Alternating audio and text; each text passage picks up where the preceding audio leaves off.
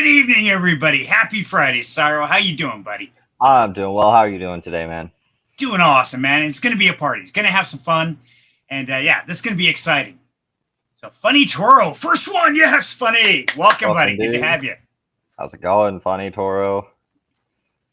I have a feeling everybody's going to be pouring over because Eubanks, I think, is just ending or is about to. So, he's going to end. They're going to roll over here, and then they're going to hang here for an hour. Then they're going to roll to the next one with Collective Finance right here. And we're just going to go all night. It's like a Friday night party going. Oh, well, that sounds like you got your Friday night planned. Yeah, I love it. No better place I'd rather be. So yeah, now this has been interesting. So I'm thinking we ought to wait a couple minutes to see if more people roll in, or you want to just start rocking and rolling. How do you want to do this, brother? Yeah, I think we just go ahead and get started because ultimately, this video is being recorded. It's getting added to the Rags to Riches playlist, and we don't want to fill it up with too much dead space for people who might not have a whole lot of time but want to follow along with what we're doing. Good call. Okay, so give us an update. Where do we stand as of our investments we made last week? Yeah, absolutely. So for that, I'm going to go ahead and share my screen, and I'm going to share with you guys the spreadsheet that we have where we're tracking our little Rags to Riches wallet. So I've been calling it the family wallet. Since it's kind of a family project. So, yeah. There you go. Well, go ahead and accept my screen share request. Okay, and if anybody wants to follow along, I'm going to put the link to this Excel spreadsheet in the chat, and it is in the Discord under the announcements channel. So you guys can click on that. You can follow along, see where it's at, and ask any questions. Yeah, absolutely. So this is how I like to track both like project treasuries and some of my own personal holdings is I do have a spreadsheet. And at some point, what I'll do is I'll make a blank version. So for those of you who want to be able to track your own investments utilizing a spreadsheet similar to this, you'll be able to go ahead and download a copy for yourself and then start using it to track your investments. Because if you're not tracking what you're doing in investing, you're doing yourself a huge disservice. So let's take a look at the spreadsheet. As you can see, we have our weekly, monthly, spot, investment, P&L, transaction, and price tabs down here. So I'm just going to real quick touch on the price tab. This is where I just go in and fill the numbers of what the current price of the different things we're invested in right there. Obviously, we can make this so this auto updates, but then it would throw off our weekly report and things like that. So we have a nice little graph here, a little pie chart that will show us the difference between spot and investments. And we'll get a little bit into the difference in those here in a little bit. Monthly tab is the same thing, just on a monthly scale. Okay. So looking at our spot tab, this shows our current holdings in spot value, meaning if we are just holding a token like, like BTC, BNB, etc., Matic, yada, yada. The investment tab here, if we have money that we are staking somewhere and it is earning us additional money, that's considered, an investment that's earning. So we would put that here, and that's where we can see the different stakes, what were any unclaimed rewards, etc. I'm still filling out this page because I copied the spreadsheet from another one, but yeah. So this is our current holdings. As you guys know, we started off with $25, and currently we are sitting at $26.32, which of course we're up. All right. Yeah, we're up about 5.02%. So hey, up is up. I'm happy with that. Now, real quick, Cyril, if somebody wanted to get this spreadsheet and utilize it for their investments, how would you advise they go about that? Is it something they can copy and start using, or how does that work?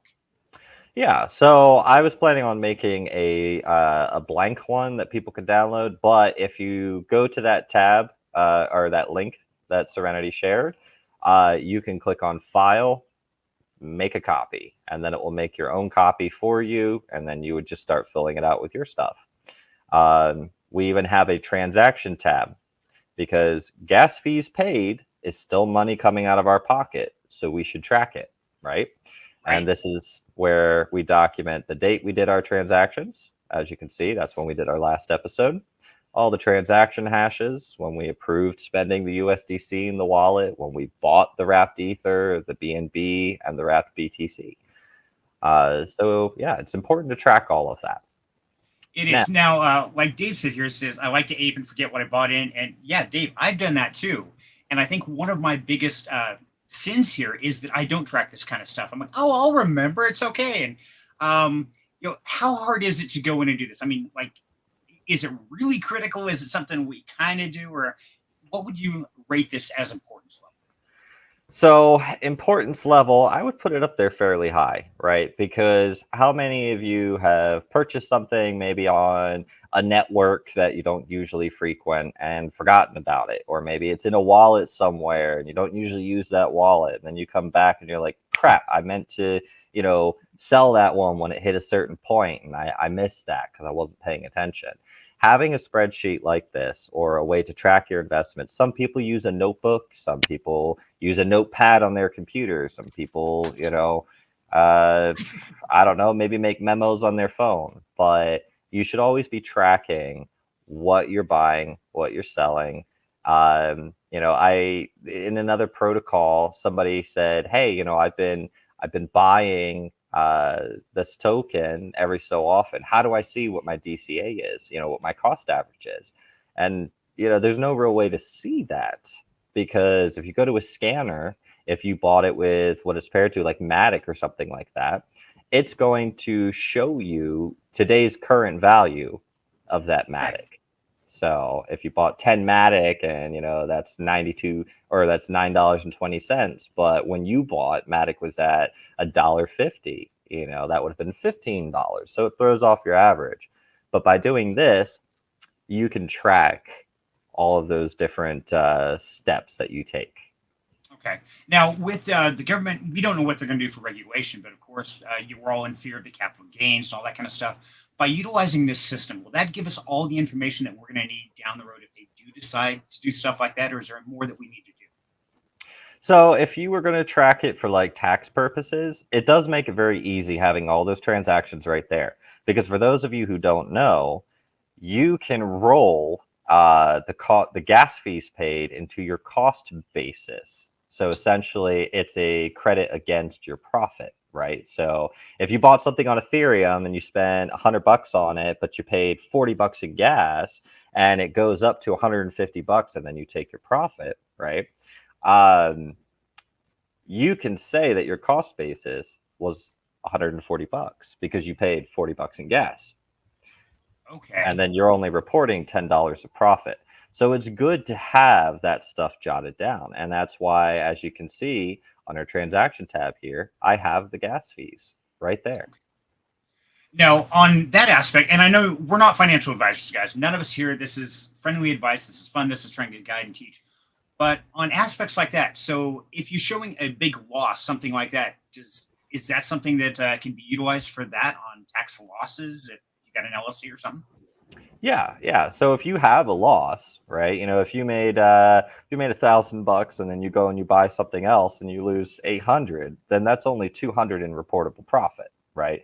And so being able to track your losses, just like you're tracking your wins, allows you to balance that out come tax time and maybe owe the government a little bit less. Okay.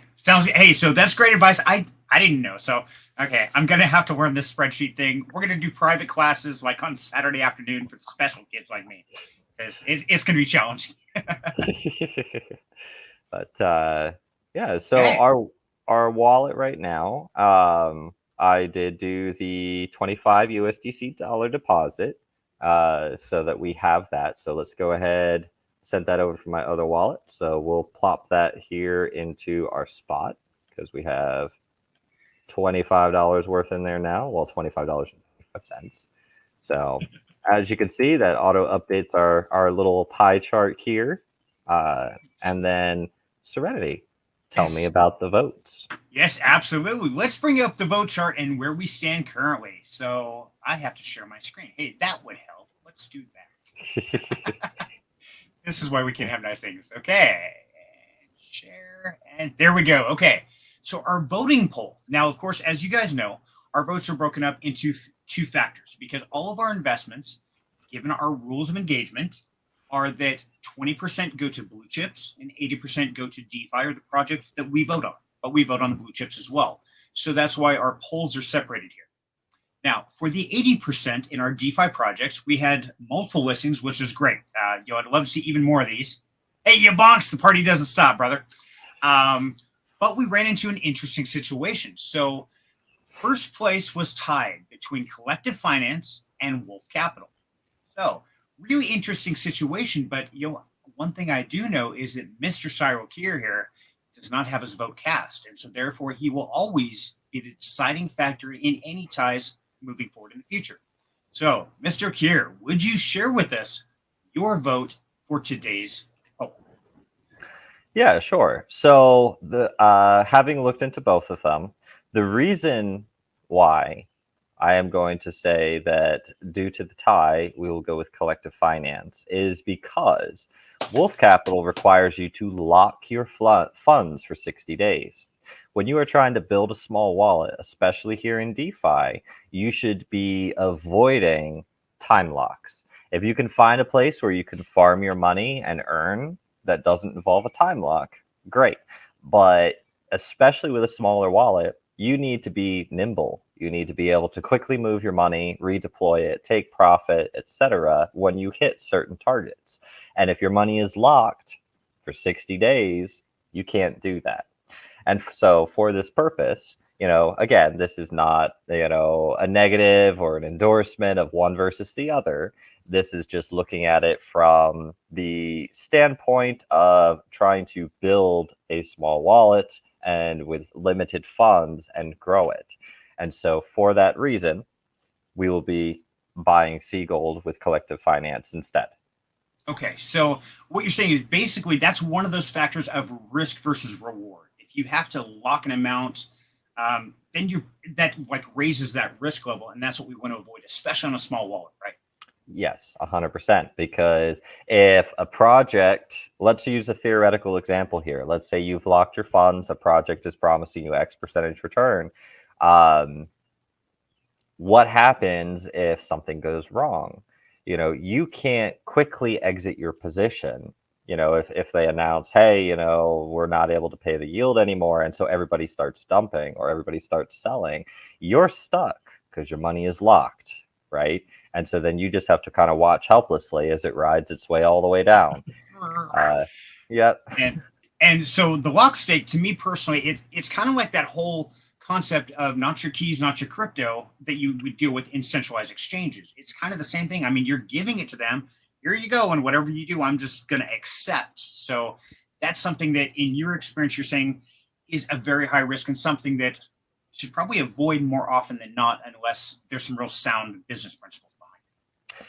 Yeah. So in crypto, as we know, it tends to operate at its own rate of time, right? Like they say, a week in crypto is a month in the real world. Or I think the actual phrase is a week in the meta space is a month in meat space. Oh, there you go. I like that. I hadn't heard that one. I like it. Yeah. So, anytime you're locking your funds, it always increases the level of risk that you're exposing yourself to, because things can change so fast in DeFi.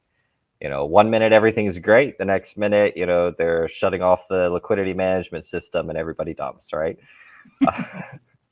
We have seen it time and time again. Or even better is they say, hey, guess what? All of a sudden we can't pay you what you promised at 1% or 5% or whatever.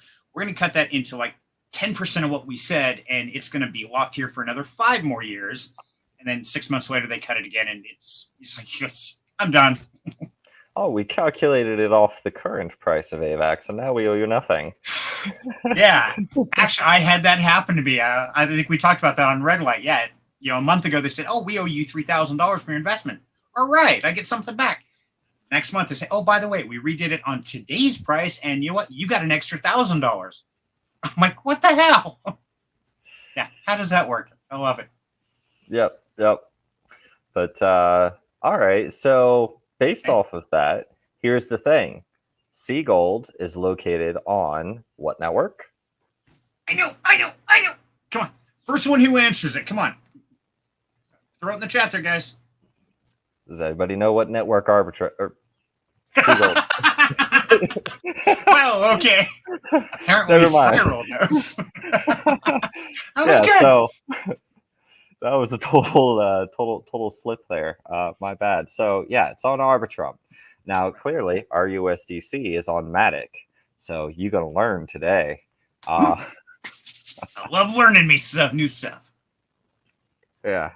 All right. So let me switch which tab I'm sharing. Hold on. Mike New, congratulations, Mike. Thank you for somebody paying attention. Let me, how do I switch? There we go. Share this tab instead. Ta-da! So we need to first bridge our funds on Polygon, our $25, over to Arbitrum. But here's the thing. Arbitrum, their native gas fee, is ETH. So it would be more, if we just go and send this USDC to Arbitrum, we will then be stuck with no ETH with which to make a transaction. So what we have to do first, and again, this is something to bear in mind whenever you have a smaller wallet, is you will first need to convert your money to that blockchain's gas token, in this case, Ethereum, and then we can bridge it over. That way we have the ability to do the swap. Now, some bridges will send you a little bit of gas with which to make your first swap, but I find that due to the fluctuations in gas fees, sometimes it's not enough. So it's always better to first convert the funds to the native gas token and then bridge it. So for that purpose, we will first need to go to QuickSwap. Before you do that, Cyril, let me ask you a quick question here, because I've been curious about this, and I'm sure you're the man to know. Mm-hmm. So whenever I've had to do this, I know there's some security issues with bridges, things along those lines. Now, a lot of times I will send it up to a central like MEXC or something like that I know I can immediately sell it to USDT, then buy the other one, and then send it back down. Is that a cheaper or safer way to go? Are there pros and cons, or what are the benefits of the two different paths? So yeah, you absolutely can do that. You can send it to a centralized exchange, do your swap, blah, blah, blah. But they usually have a withdrawal fee, right? I know that depending on what network you're withdrawing to, on MEXC, it can be anywhere from $1 to $4. But utilizing a bridge like this, you're just paying the gas fee. So in our case, it would be more cost effective for us to simply bridge it using Jumper.exchange, previously known as Transfer2. Right. Okay. And Dave, I threw out one there, says now would be a great time to warn about using multi-chain. Okay. You probably know about that more than I do, Cyril, so I will turn it over to you, my man. Yeah, there's some issues going on with a project that used to handle a lot of bridging. I believe they still handle a lot of bridging, called multi-chain. A lot of drama going on there, so just don't use multi-chain. If you want to know more, you can Google it. Perfect. Okay, yeah, because we're not going to promote or deny or anything on projects, guys. We are going to give you some advice on rumors, and if something's in question, just avoid it. There's so many options out there in the crypto space. You don't have just one place to go. And so, yeah, if you ever get an unhappy feeling or a lot of rumor, a lot of FUD, just avoid it. Let the stuff calm down. Make sure you're going with something solid. Yep, 100%. So, there we go.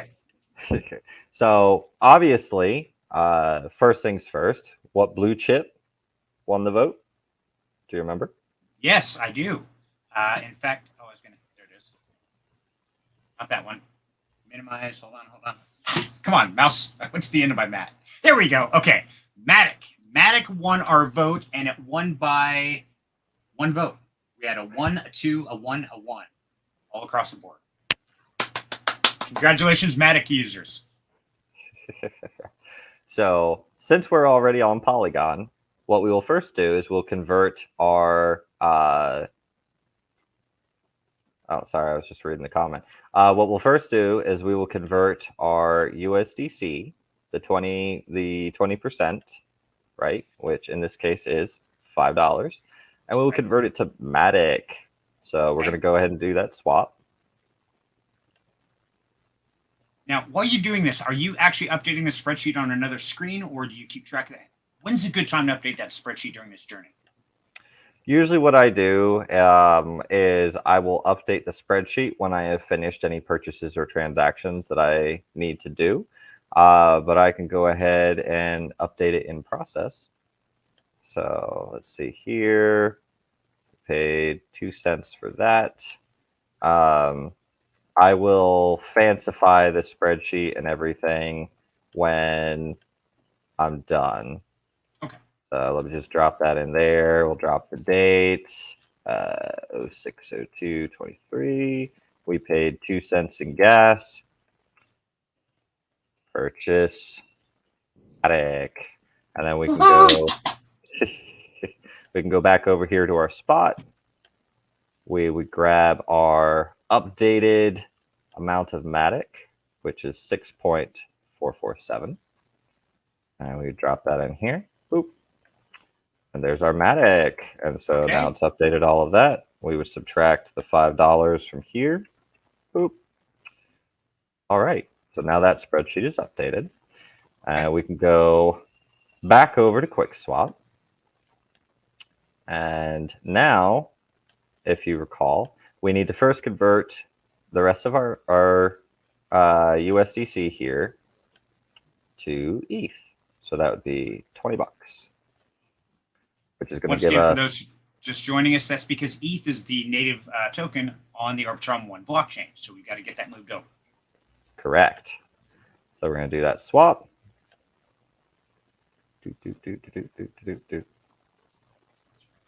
And whenever you're transacting on Polygon, it's always recommended that you switch your gas to aggressive. Otherwise, it can take a hot minute for that to update. But while that transaction is going through, we will go ahead and update our little spreadsheet real quick. And so let me grab that. Now, let me ask you real quick. You said set the gas to aggressive. Does that actually charge a higher gas fee, or what effect does that have? It does charge a slightly higher gas fee. In our case here, it was 1 penny difference. So that allows the transaction to go through faster. On Matic, sometimes you can get random volatile gas spikes, and that causes problems. Okay. Your transaction can get stuck. Gotcha. And so Dave Weiss says, I bet this could be automated with IFTTT and maybe browser extension. Interesting, Dave. I'll leave that to you, buddy, because that's me and IFTT do not agree. I fought with it with the webhooks. I never did get the damn thing to work right. I just quit. So we have our wrapped ETH, which we purchased. Our Matic swap was 0.01047. Remember, we already owned some ETH from the last time when we were diversifying. Right. So we don't want to send it all. We just want to send over what we have from this go around. Okay. And as you can see, it gives us our option right here. Oh, it looks like they're also going to send us a little bit of Arbitrum gas with it. So hey, let's go. So this swap is going to take approximately 7 minutes for it to move our funds from here over to the Arbitrum network. Okay. So now we have to entertain. This is where we start taking the questions and stuff, guys. So if you have any questions during this process, you don't understand, and Cyril, if you have the link to this bridge or any of that that you recommend, feel free to throw them in there. Yeah, absolutely. So just give me a minute because I'm approving the transactions and the token allowances and all that fun jazz. And when you have a small amount of money that you're investing, this is why you got to be real careful how many networks you're spreading your investments out across. I believe we touched on that the first go around in relation to sorry, I just had a brain fart there. But it's been a long day already. It has. I agree. And it's going to be a long night. So, yes, we did agree. And we talked about that in the previous one, that when we're smaller, in fact, I made a short about it. You do not want to diversify like this. You want to diversify like this, a very strategic, I think you said 5 to 6 projects at max, given our current wallet size, is really pushing the balance. Best is 2 to 3 at this level. Yep, because now we're sitting here bridging $20 over, right? So far, we've paid on the bridge, we had to do a token allowance, right? Which, to approve the ETH spend, we paid 1 penny in gas there, so that wasn't too bad. Then we had to do the transaction to send it over. There's 5 cents. So that's a total of 6 cents, right? Now, once it shows up there, it's most likely going to, hold on, what's it doing? Why does it say it's going to, I'm just trying to figure out why it's saying it's swapping USDC to ETH. I guess it converted it to USDC to then bridge it over and then send it to ETH, because I guess for some reason that route was more cost efficient than just sending ETH over as ETH. Welcome to DeFi, folks. Isn't it great? And that's probably that smart routing. And I know I've heard a lot about that on different dApps exchanges and bridges, where they go smart routing and say, well, there's these 6 paths, and kind of like the lanes on a freeway, whichever has the least traffic usually means the least gas fees. Right. So all in all, we're going to wind up spending probably around 15 cents on gas to move these funds over. And then we have to then approve ETH for spending on Uniswap over there on Arbitrum. And then we have to swap, paying another gas fee to get the Sea Gold. But actually, Sea Gold is not on Uniswap. It's on Arbidex. So we're going to have to go there, connect to that, do our approvals, do the swap, and then we can get Sea Gold in our wallet. Okay. And for those who don't know about Collective, so while we're waiting for this to go through, just so you guys know, right after this stream, I have a live stream with the entire team of Collective Finance. We are going to go through their new dApp, and we're going to talk about the new exchange that they're going to be listed on. And we're really going to break down some exciting arbitrage opportunities if anybody wants to know about them. And it's pretty hot stuff. I've got to play with the dApp. I got to play with it. It's pretty slick. I think Cyril's going to love that stuff. Probably. I know I actually arbitraged Sea Gold the other day. I saw that it had dropped below peg. And so I went ahead and bought a bunch of it, waited for it to go back up to peg. And less than an hour later, I took profit on it. And I believe made about like 68 bucks, something like that. Just, in less than an hour, you're just arbitraging it. And I could have arbitraged it with a lot more and made more, but, So even on your own personal investments, even something like Sea Gold and gold, I mean, about the most solid commodity you could get, you still practice these same rules and principles of only a certain amount, even though it's pretty much a guaranteed win. Yeah, exactly. I have a lot of rules, right? I believe we discussed that during our first episode. And real quick, Cyril, before you say something, anybody who can tell me exactly what the name of those rules are right here, I will do a giveaway for you of $5 worth of Sea Gold token personally. That's just me. Oh. And you have to be in the Discord. You have to prove it's you.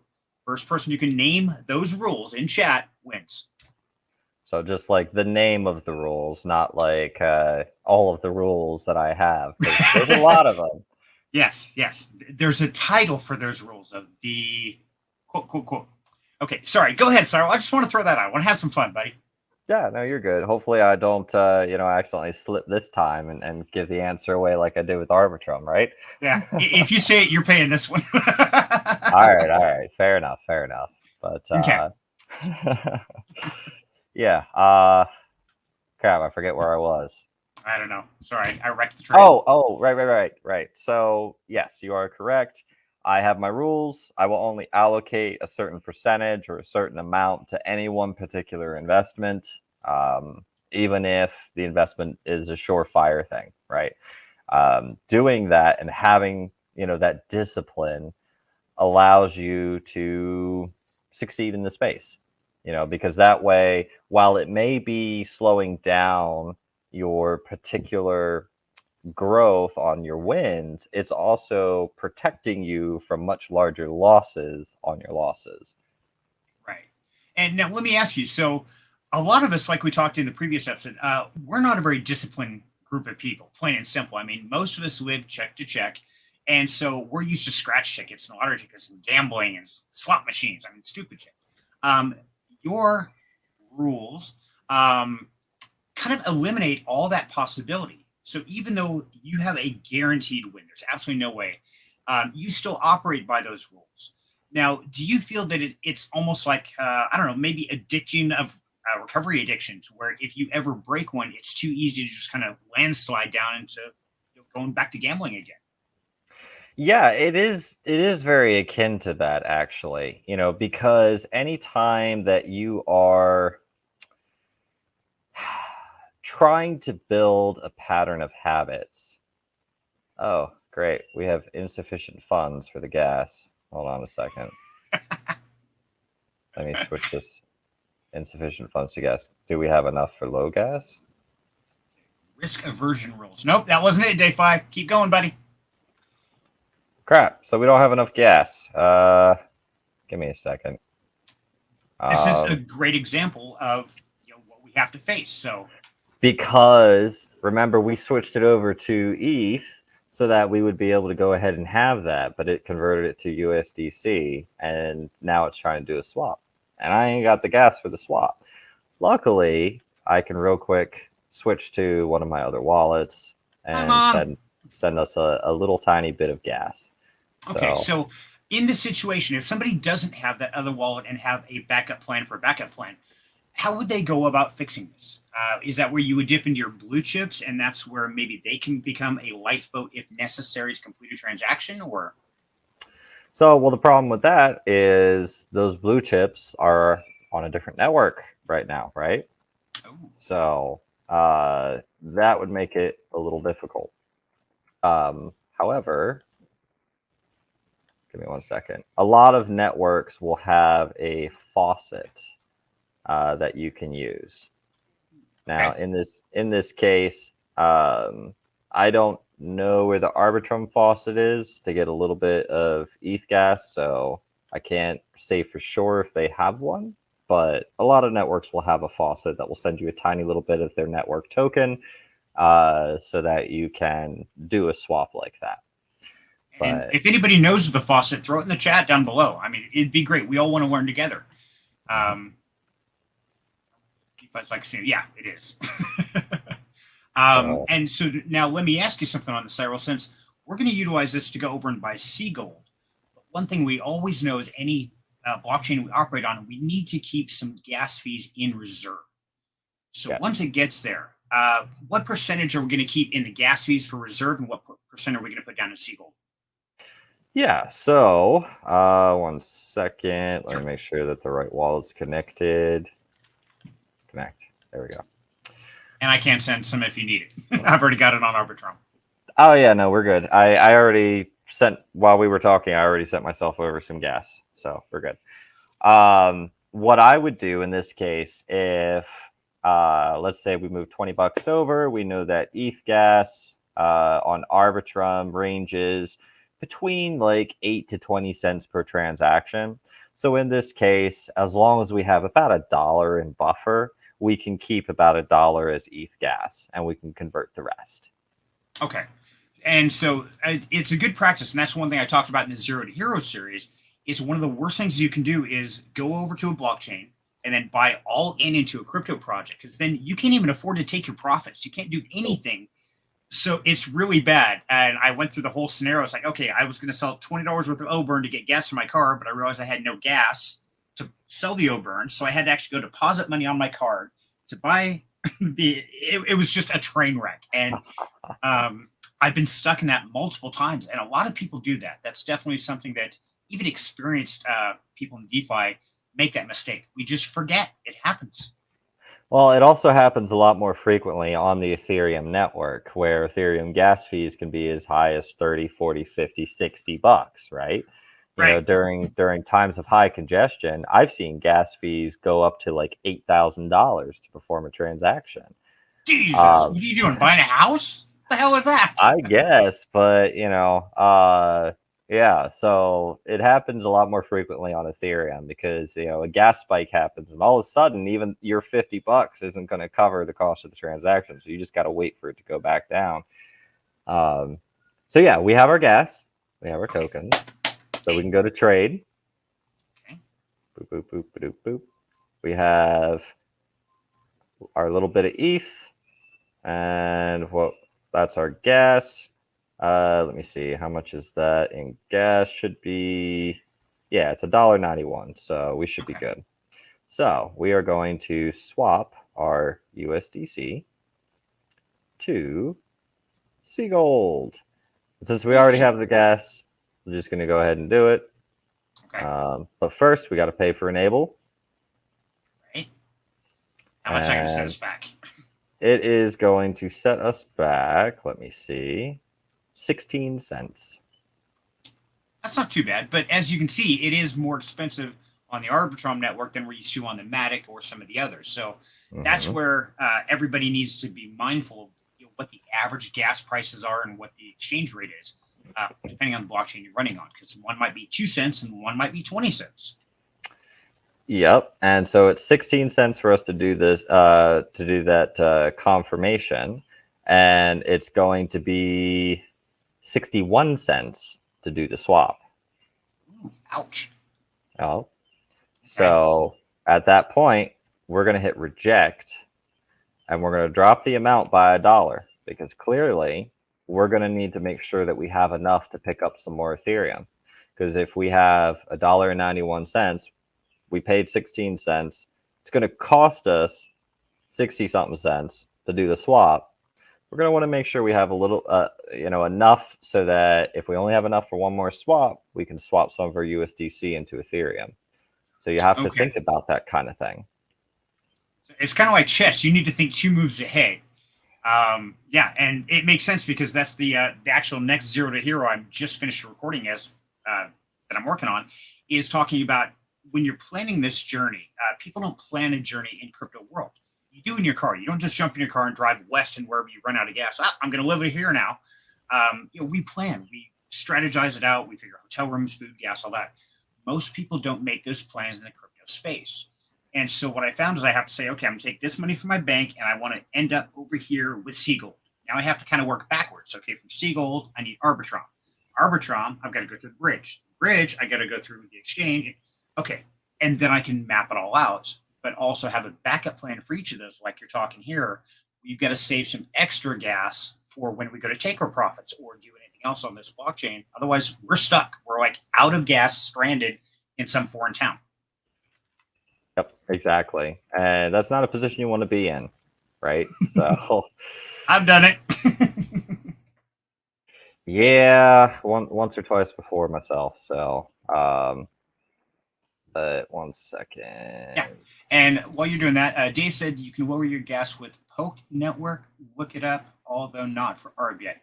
I have not heard of that, Dave Fly, so I will have to dig into that, buddy, because I truly have no idea what you're talking about, my man. We'll have to check it out. But 1 second. Shows tab instead. So now we have our Seagold, and I like to put a little sometimes I split them up based off a network. Sometimes I just put an identifier next to it on what network it's on.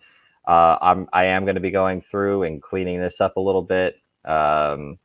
Changing some of that stuff around. We're back to 0 there. There we go. But yeah, just so that you know what's going on. But yeah, so give me a little bit to update the spreadsheet, make sure it's all nice and pretty, and then we'll go from there. Perfect. Okay, and so I'm going to put the Discord link in the chat below, guys. And so I highly recommend you join that. You keep an eye on that. And I'm going to switch your screen for a sec, Cyril. And the reason is because here in the Down Home Crypto, this is where you're going to cast your votes. So this is where you participate in this voting process. But also the announcements, the updates will have all this information, as well as like right here is the link to the spreadsheet.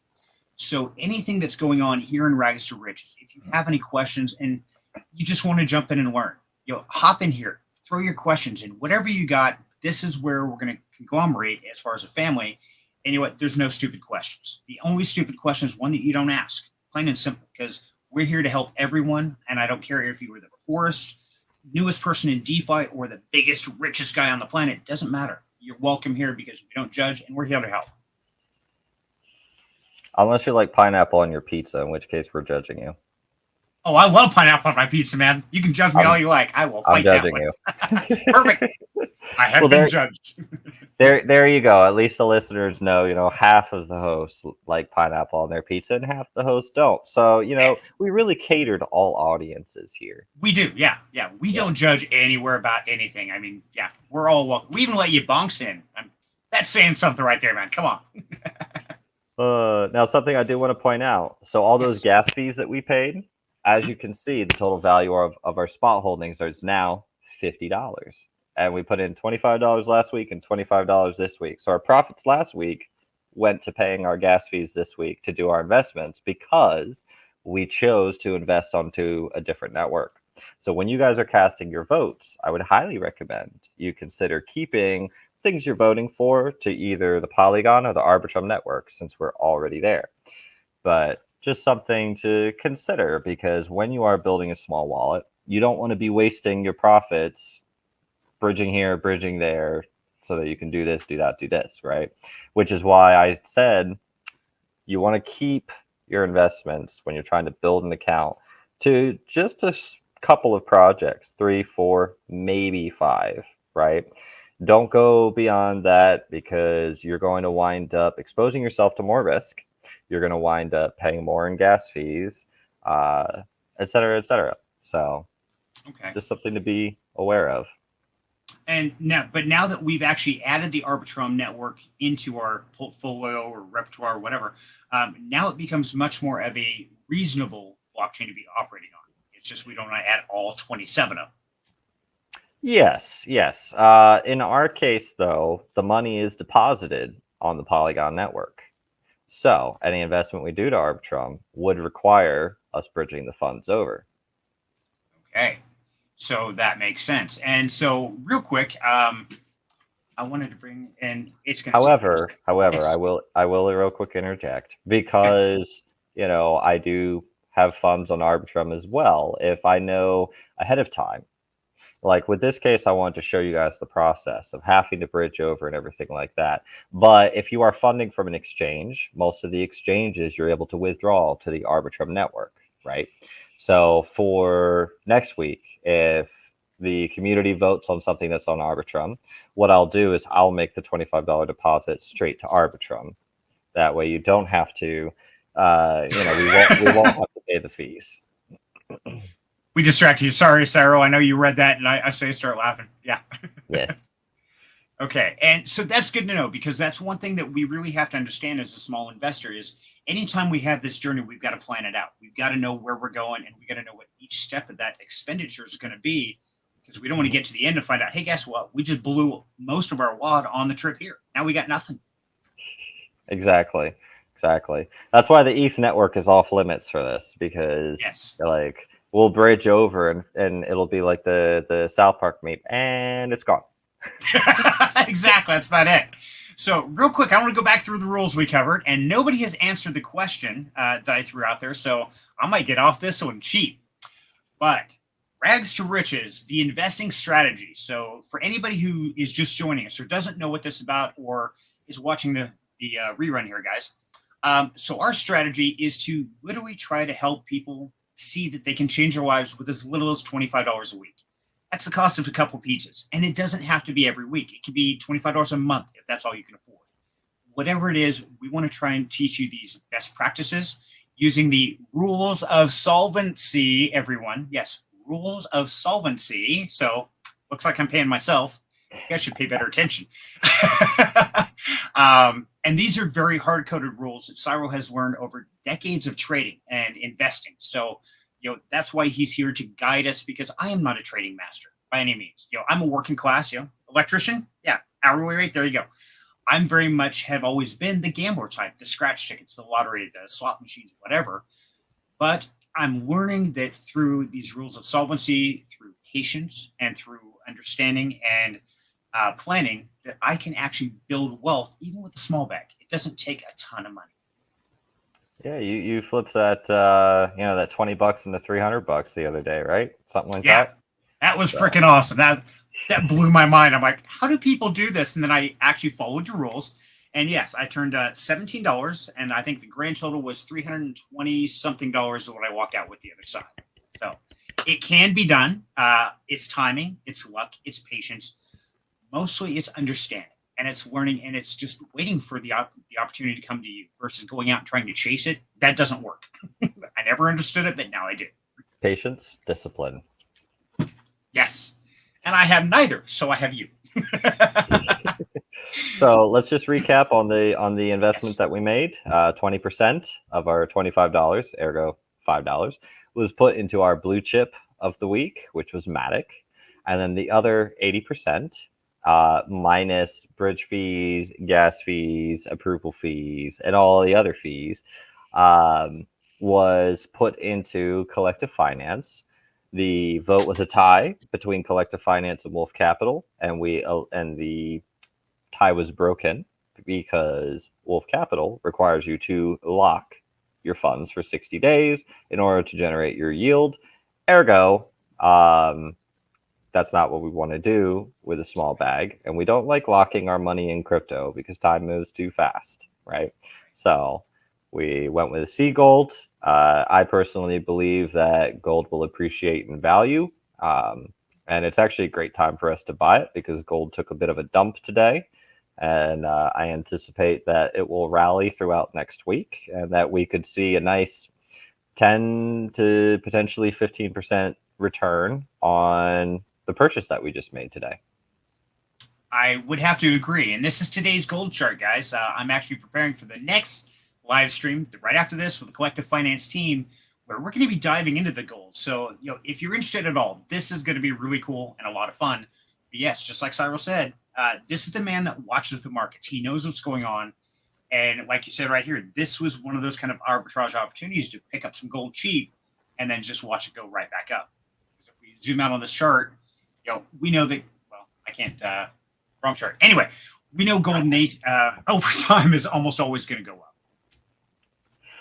Yeah, especially in today's global macroeconomics, right?